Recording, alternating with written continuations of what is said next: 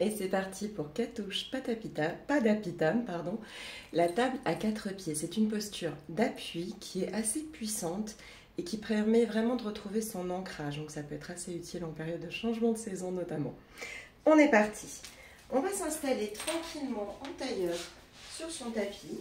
Ne pas hésiter, si on sent qu'on a le bassin qui part un petit peu en avant, c'est-à-dire avec le dos en arrière, à monter sur un petit coussin, si c'est nécessaire. Alors installez-vous confortablement et on va simplement faire quelques petits mouvements pour commencer à travailler l'ouverture de la cage thoracique et préparer les épaules. Ok. Inspirez, alors tendez la main devant vous, inspirez, vous suivez la main du regard, la tête tourne, expire, on revient. Inspire de l'autre côté, donc c'est que la tête qui tourne, on travaille aussi un peu les cervicales du coup. Expire, on revient. On peut faire ça plusieurs fois. Après, on peut aussi faire la chose suivante. Inspire, les bras s'ouvrent au-dessus de la tête. Expire, on ramène les mains devant le cœur, on s'étire toujours bien. Inspire, on pousse avec les mains, comme si on poussait l'air de chaque côté. Attention de ne pas lever les épaules, gardez-les bien basses. Expire à nouveau les mains devant le cœur. Et puis, inspire, on va croiser les mains devant nous et les retourner vers l'avant et vers le haut. Inspire. Expire, on garde les mains dans cette position, simplement on les avance devant nous, vers l'avant, et on vient creuser le dos. Et si vous connaissez le stomac de vacuum, vous absorbez le nombril, le sphincter, toute la zone périnéale. À nouveau, inspire, on ouvre vers le haut. Expire, on relâche. On va le faire encore une fois. Inspire. Expire. À nouveau, inspire. Et cette fois-ci, on enroule. Expire. Inspire, étirez bien les flancs. Expire, on repose. Ok. On va se mettre sur les genoux, on va s'asseoir sur les talons, pour préparer un petit peu les poignets. On va aussi en avoir besoin. Sachant que dans la posture qui vient, si c'est compliqué d'être sur les mains et sur les poignets, mettez-vous sur les poings comme ça.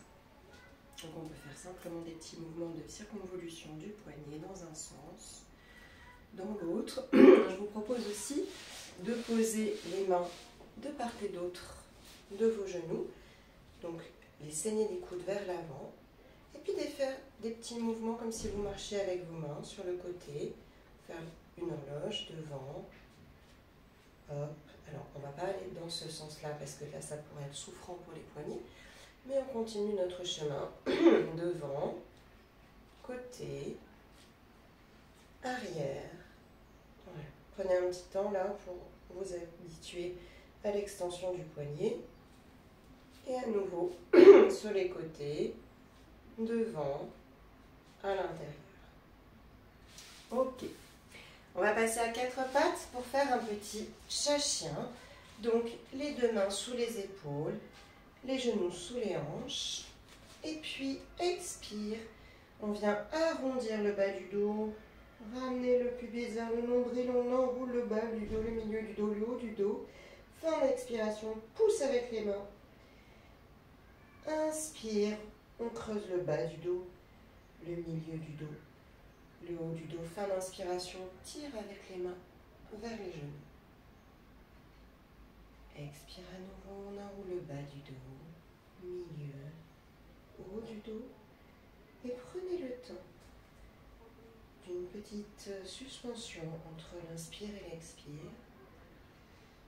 Fin d'inspiration, au lieu de trop lever la tête, essayez plutôt de sortir le sternum, cette partie-là, comme si vous vouliez l'avancer au-delà des bras. Faites ainsi plusieurs fois, au rythme de la respiration. Tranquille. Prenez le temps d'installer de la fluidité. Comme rythme au ralenti.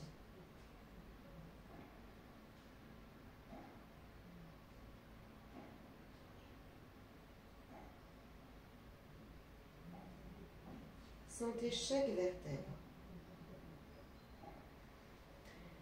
Et au bout de autant de temps que vous en avez besoin, venez-vous déposer sur les talons, le front au sol, les bras à l'arrière, détendez les épaules, détendez le corps. Sentez la respiration dans le dos, tranquille. Et puis on va se redresser tranquillement et on va simplement venir s'asseoir à côté de ces talons, dégager les deux jambes en avant et venir comme à la plage. On pose les mains à l'arrière, les doigts en direction de l'arrière, donc le dos des mains vers le dos. Et on va simplement faire des petits mouvements comme ça. Hop, inspire, on lève le bassin. Alors attention, on ne lève pas la poitrine d'abord. C'est comme si vous vouliez mettre le pubis, venez le coller au nombril. Donc vous levez le pubis d'abord. Le reste suit. Inspire. Expire, on redépose doucement. À nouveau, inspire très lentement. Expire. Si c'est compliqué à nouveau pour les poignets, vous venez vous mettre sur les poings. Inspire. Expire. Quand on aura fait ça plusieurs fois, à un moment donné, on va rapprocher les deux pieds du bassin. Hop. À peu près à cette distance-là. Et puis, cette fois-ci, on va monter. Inspire en table à 4 pieds. D'accord?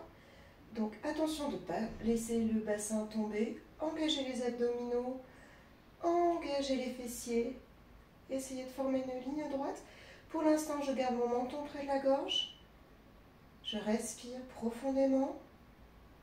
Stabilité, ancrage. Et si c'est OK au niveau de la nuque, vous pouvez laisser la tête s'incliner en arrière.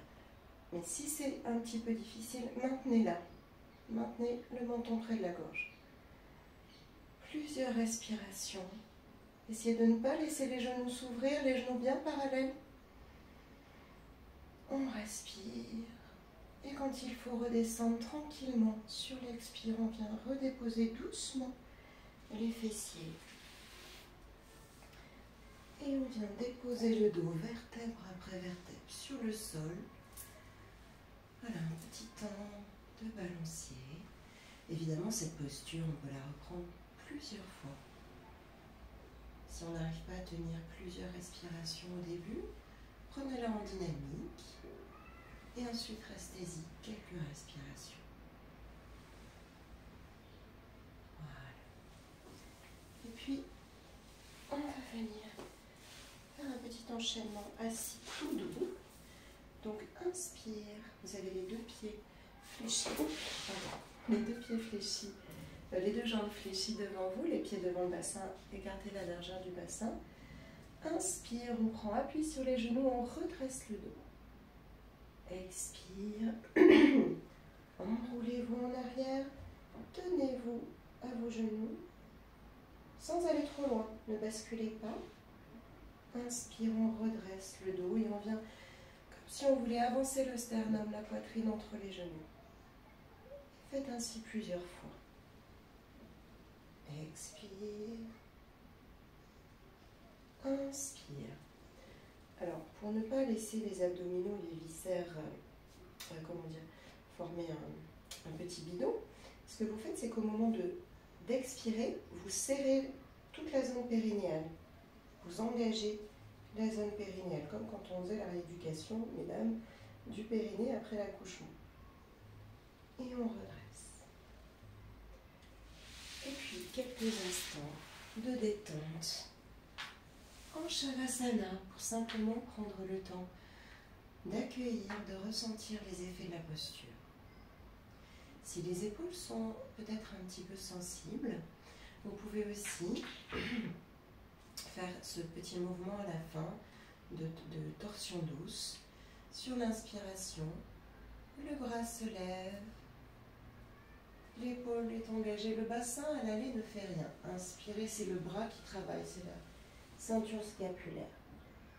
Expire, c'est l'inverse. Les bras sont neutres. Le bassin revient. Et on réouvre. Et on fait de l'autre côté. Inspire, n'oubliez pas, laissez votre bassin neutre là. Ne fait rien du tout, les jambes ne font rien, ça arrive où ça arrive. Expire, on revient doucement, cette fois-ci c'est le bassin qui revient. Et vous pouvez faire ainsi plusieurs fois, je vais le faire encore une fois avec vous. Vraiment les jambes neutres. Et puis le bassin revient. Ok, à nouveau, on enlace un petit peu les genoux, on peut aussi rapprocher le front du genou pour engager à nouveau les abdominaux et remettre le dos un peu droit. Et on redépose tranquillement.